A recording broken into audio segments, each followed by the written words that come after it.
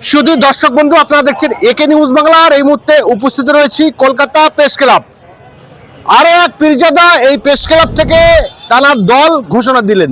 আপনারা জানেন যে বছরের প্রথমেই হুমায়ুন কবির তিনি তৃণমূল থেকে বহিষ্কৃত হয়ে তিনি নতুন দল ঘোষণা করেছেন জেইউপি, জনতা উন্নয়ন পার্টি। আর আজকে পীরজাদা রুহুল আমিন সাহেব তিনিও তার দলের নাম দিয়েছে জেইউপি, অর্থাৎ জাতীয় উন্নয়ন পার্টি।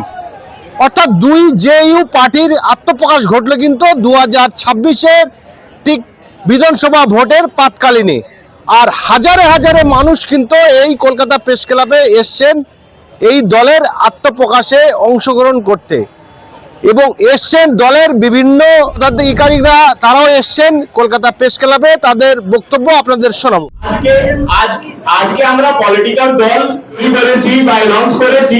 আপনার যদি আমাদের কাজ দেখার আছে, আপনি অল ইন্ডিয়া মাইনরিটি অ্যাসোসিয়েশনে কাজ করুন। আপনার দৃষ্টিভঙ্গি কি? আপনি বলছেন পশ্চিমবঙ্গ উন্নয়নের জোয়ারে ভাসছে, ভাতাকে বাদ দিয়ে আপনি আমাকে বলুন যে উন্নয়ন বলতে আপনি কি দেখতে পাচ্ছেন? রাস্তার আলো আর স্ট্রিট ল্যাম্প আর রাস্তা ছাড়া। কর্মসংস্থান, একটা দেশ উন্নতি তখনই করে যখন কর্মসংস্থানের অ্যাভেলেবিলিটি থাকে। আপনি বলুন লাস্ট 10,000 রিক্রুটমেন্ট একসাথে কবে হয়েছে পিছিয়ে পড়া জাতির লোকেদের জন্য? আপনারা যে দলের আত্মপ্রকাশ ঘটলো আজকে 26শে বিধানসভা নিয়ে নিশ্চয়ই আপনারা লড়বেন। আপনাদের প্রধান প্রতিপক্ষকে তৃণমূল, বিজেপি, সিপিএম, কংগ্রেস, প্রধান অপোজিশন অবভিয়াসলি বিজেপি। না, আমি আগে বলেছি তৃণমূল থেকে যেটা 15 বছরে যা পুরো করেনি, যেটা বলেছিল 15 বছর আগে সরকার আসতে জন্য, ওটা যদি পুরো করতে পাবলিককে বলে তাহলে আমরা করতে পারি। আপনি যেমন হুমায়ুন কবিরকে ইঙ্গিত করে বললেন যে মসজিদ নিয়ে রাজনীতি করছে, কিন্তু মুখ্যমন্ত্রী সরকারি জনগণের ট্যাক্সের পয়সা আমার। না না না, আমি এটা বলিনি। উনি মসজিদ, আমি ওনার টাকা ব্যাপারটা বলিনি। আমি বলি মসজিদ নিয়ে রাজনীতি স্টার্ট করেছেন, এখনো ওনার আইডিওলজিটা আমাদের জানা নেই। এবার আমরা জানবো ওনাদের পলিটিক্যাল আইডিওলজিটা কি। মসজিদ তো ওনার পার্সোনাল জমিতে পার্সোনাল টাকায় করছে। আমি তো ভাবি কি বিজেপি আর তৃণমূলই ওকে উঠিয়ে দিয়েছে, ওটা দরকারই ছিল না। একটা মানুষ একটা মন্দির একটা মসজিদ করতেই পারে, আপনিও করতে পারেন একটা মন্দির, আমিও করতে পারি একটা মসজিদ। তার নাম রাখারও অধিকার আমারই আছে, আপনার আছে যদি আপনি করেন। কিন্তু ওনার রাজনীতি পক্ষটা এটা এখনো জানা নেই। আমরা যদি দেখি ওনার আইডিওলজিটা পশ্চিমবঙ্গ ডেভেলপমেন্ট জন্য যদি হয়, যদি মসজিদ নিয়ে ফোকাস করে রাজনীতি নেই, তাহলে যেতে পারি একটা সেকুলার কাজ করে। আমরা ওটা গুরুত্ব দিচ্ছি। ও তো পার্টি যে গভর্নমেন্ট আছে ওরাই এ দিয়েছে। দেখেন জেইউপি যে আছে, আপনি ইলেকশন কমিশন, আমি অনেকবার বলে দিলাম যে ইলেকশন কমিশনের ওয়েবসাইট আপনি খুঁজে দেখেন, পশ্চিমবঙ্গর শুধু জেইউপি নামে একটাই পার্টি রেজিস্টার আছে, যার নাম আছে জাতীয় উন্নয়ন পার্টি। হুমায়ুন কবির সাহেব জনতা উন্নয়ন পার্টি বলেছেন, ঠিক আছে, কিন্তু এখন অবধি উনি রেজিস্ট্রেশন পাইনি, ঠিক আছে। আর ইলেকশন কমিশনকে আমরা জানাইছি যে এটা নিয়ে, এই যে শর্ট ফর্ম নিয়ে জেইউপি নিয়ে একটা মানে ক্লেশ হতে পারে, এটা সমাধান করুন। ইলেকশন কমিশন ওটা সংজ্ঞানে নিয়েছেন, আগামী দিন উনি ডিসাইড করবেন কি করবেন উনাদের পার্টির। দেখেন 2024 সালে আমাদের রেজিস্ট্রেশন, ঠিক আছে। আমাদের যা পলিটিক্যাল ম্যানেজমেন্ট আছে উনি এই ডেট দিয়েছেন, আমরা কি করব। আমরা মানে অল ইন্ডিয়া মাইনরিটি অ্যাসোসিয়েশন, আমাদের মানে নন পলিটিক্যাল উইং আছে, যার মধ্যে আলাদা আলাদা সেক্টর, খুব সিস্টেমেটিক্যাল ভাবে আমরা কাজ করি, ঠিক আছে। যেহেতু আপনি দেখলেন যে প্রেসিডেন্ট সাহেব মানে আগে আমাকে বললেন যে স্পোক্স পারসন যে আছেন উনি বলবেন, অনেক লোক বলছিলেন যে আগে ওনাকে কথা বলতে, ঠিক আছে। এই আমরা সিস্টেম আমরা ভাগতে পারি না। আমরা দেখছি এখন জোট, এখন দেখছি সব দলের সঙ্গে সব জায়গায় জোট হচ্ছে। আপনারা কি জোটের যদি অফার পান তাহলে জোট করবেন? দেখেন কমন মিনিমাম প্রোগ্রাম যে আমাদের যা প্রেস রিলিজে আছে, ওটাতে যদি সহমতি হবে তাহলে আমরা এটা চিন্তা করতে পারি। এখন আমরা একদম 100% তৈরি রয়েছে আমাদের 15 সিটে।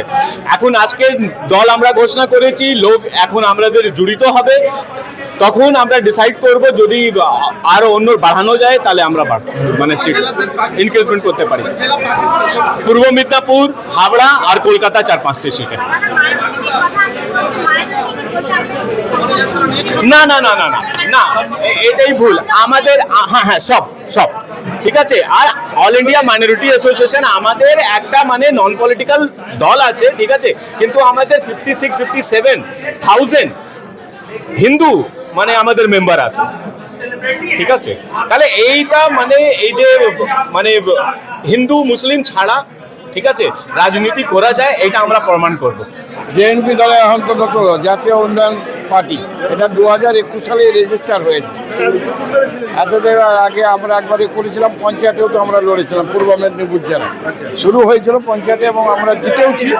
আমাদের অনেক পঞ্চায়েত, গ্রাম পঞ্চায়েতে আমরা অনেক শিখেছি। আমাদের দুটো প্রধান আছে এবং আমরা এখনকার দেখছি আমাদের নির্বাচনে অংশগ্রহণ করতে হবে বিধানসভায় আমাদের 15টা সিট দিয়ে আপাতত শুরু হবে, পরে আবার বাড়বে আশা করি। আপনাদের দুটো নির্বাচিত প্রধান আছে? হ্যাঁ, কোন জায়গায়? পাঁশকুড়ায়। আচ্ছা, এই হুমায়ুন কবির যে জেইউপি, আপনাদেরও জেইউপি, হ্যাঁ, সমস্যা হতে পারে, কারণ আমাদের তো 2021-এ রেজিস্টার হয়েছে। এবার ও এটা করেছে, ওর তো জনতা, জেইউপিতে প্রোগ্রাম হতে পারে, মানুষ সেটা সিদ্ধান্ত নেবে। আমরা আমাদের প্রচারের মাধ্যমে আগে আসব। আপনারা কত সিটে এখন আপাতত আমাদের এককভাবে আমাদের জেইউপি হিসাবে আমরা 15টা সিটে ঠিক করা হয়ে গেছে। পূর্ব মেদিনীপুর জেলা, হাওড়া, আরেকটা হুগলি। হাবড়া, পূর্ব মেদিনীপুর, কলকাতা আর হুগলি। মুর্শিদাবাদ এখন আমাদের এককভাবে এই এখন পর্যন্ত 15টাই আছে। যদি জোট হয় এবং সময়টা বলবে, সময়টা আগাবে।